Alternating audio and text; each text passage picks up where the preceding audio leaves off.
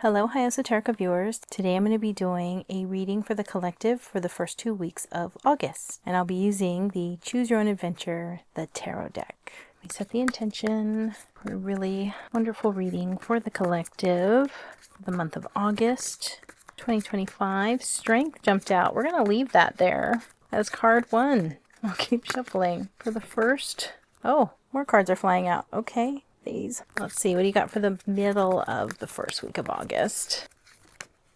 Oh, and towards the ending of the first week of August, what do you have for the collective? What does the collective need to know? I think it's that one. Oop, and this one. All right, going into the second week of August, the energy for the collective. Ooh, okay. We're going to take this one. Oh, there's 2 here. Like that. That's too many. We'll put that back. All right. For the middle. Oh, then it popped up face up for the ending of the second week of August for the collective. How does that second week end? Okay. Anything else for the very ending second week of August? Let's see what we have. We already flipped over.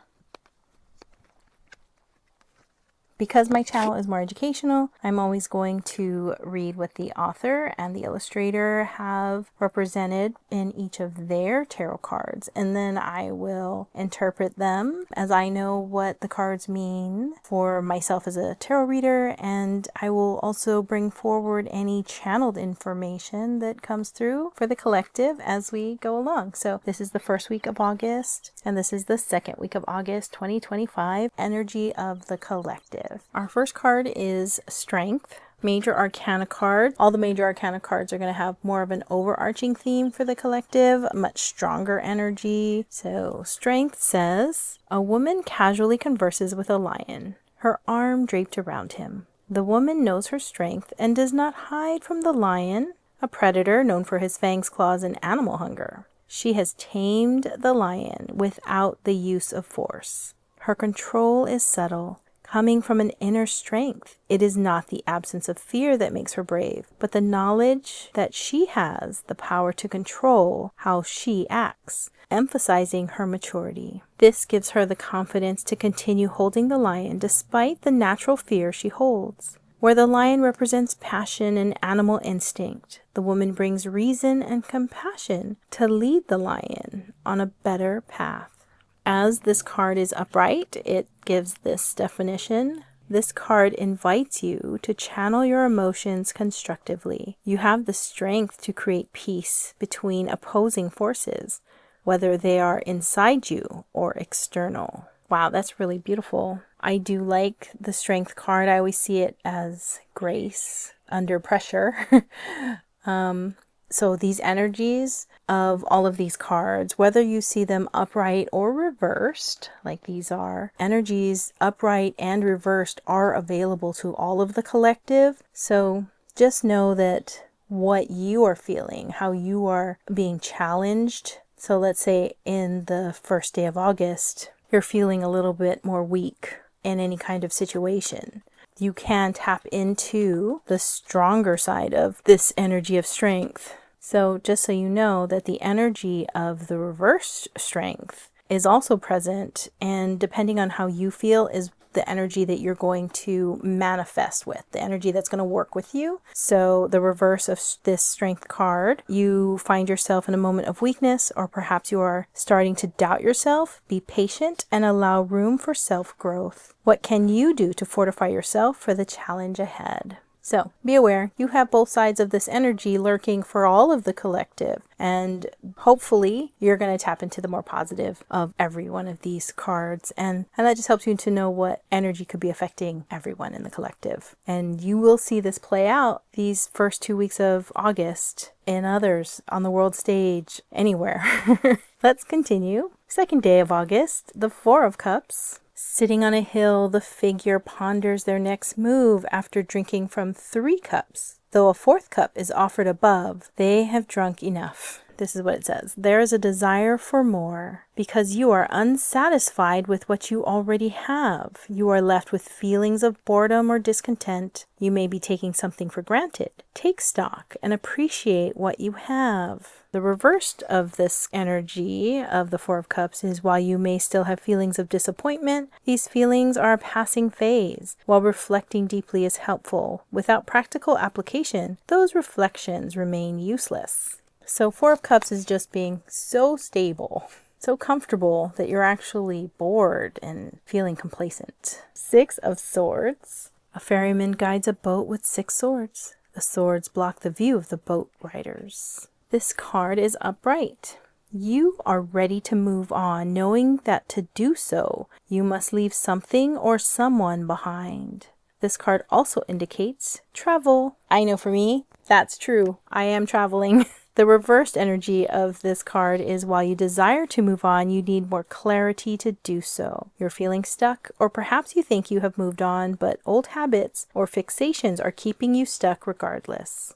This is quite the theme of 2025, which is letting go of the past and moving forward. It's interesting that it's again coming up here, just like the month of July. If you go back to the last 2 videos, the beginning of July and the ending of July, you'll see a lot of transformation, a lot of releasing the old, big transformation. So that was July, a lot of shakeup, a lot of really getting rid of everything, old beliefs, old misinformation, a lot of secrets have been coming out, especially in the news and the world stage. A lot more information is being revealed to the collective, and the collective, their beliefs are changing based on information that is coming forward, and how people, especially in higher offices, especially political offices, they're seeing that maybe they weren't completely truthful or honest about their objectives for gaining office or gaining power. And a lot of people are seeing the truth of this reality. And so we're leaving a lot, the collective, we're leaving a lot of stuff behind. And it is also summer. A lot of people are, in fact, traveling. Let's move on to the Two of Swords. Blindfolded, the figure holds 2 swords in perfect balance, in tune with everything around and within. This card is reversed, so I'll read that first. There is a discomfort with a decision that has been made, or a relationship. Something has been left to the wayside, or you may be learning that you are not the one who needs to make a decision. Upright. This card is, there is a tentative balance here, but it is based on avoidance. Instead of making a tough decision or engaging in compromise, you are ignoring the situation. Because the holder of the swords is blindfolded, and those swords are representing 2 options, 2 ideas, 2 thoughts, 2 decisions. And they're basically allowing themselves to kind of hover and wait in default mode and maybe allow the world to make its decision for them. We don't want to live like that. We want to make our own decisions and create our own realities. Let's move on to Judgment, another major arcana card. A statue of the Archangel Michael overlooks a group of people conducting a seance. The angel is blowing his trumpet, helping raise the dead on this clear day. Nothing is hidden from view as the scene progresses. All actions are laid bare for all to see and judge. In the Judeo-Christian Islamic traditions, the dead shall rise when Michael blows his trumpet, and all shall be judged. In the distance, towering mountains can be seen, symbolizing the inevitability of facing judgment, whether that is from up high, from others, or from the self. This judgment is not to be feared or scorned. It is just another aspect of this journey called life. As this energy is reversed, I'll read that first. Before moving on, you must confront the past. You may feel a reluctance to do so. This avoidance is preventing you from learning the lessons you need in order to succeed in your next phase. Without this clear-eyed look at your strengths and weaknesses, you will continue to repeat old cycles and mistakes to your detriment. The upright of this energy, something needs to change. But the change is so big it is daunting. You are being guided to a higher purpose or a new phase of life. Before you can begin, take stock of the previous phase. Make sure you have learned from the past. This can also be a sign you exhibit good judgment. It's always going to be how we judge ourselves, how we are judging our own lives, how we are fitting into this reality that we are creating for ourselves, and how we have been doing thus far. There definitely seems to be a great shift in the collective. There's definitely a movement towards this new way of seeing the world and your reality.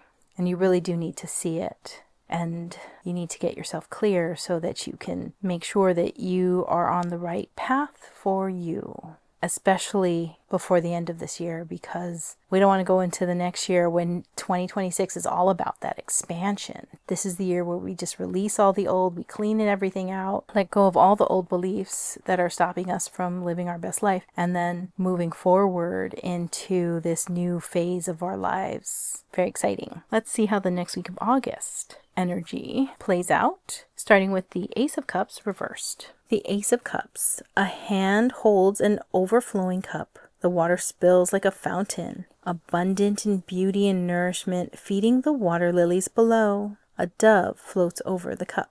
As this is reversed, I will read that first. Turned over, the cup empties. You may feel an emotional or creative block or feel overwhelmed by your emotions before you can fill the cups of others. Remember to fill your own cup first. Take time to replenish yourself and get back in touch with your emotions, especially if you've been doing a lot of releasing of old beliefs and those old judgments that you had of yourself. Take some time to recoup and heal and recenter your being. Upright. This energy is, now is a time to be open to love and your emotions. Your cup overflows. There are new beginnings here, whether that is in the form of new relationships or new creative projects. That really is the channeled message that I received for the month of August, which is all about manifesting and new beginnings. So I'm excited to see that synchronicity right here. Moving on, the Two of Cups, standing beneath the head of a red lion and around the staff of Hermes, a symbol of healing and medicine. The two figures drink from their cups. This card is reversed, so I'll read that first. Examine your relationships. There may be some unfair imbalance, whether that is in commitment, emotions, or something else. This can also signify the end of or disillusionment with a relationship. Upright, there is balance and integration in your partnerships. This could refer to romantic, platonic, familial, or business relationships. Integration of the masculine and feminine or opposing sides, finding balance. That's beautiful.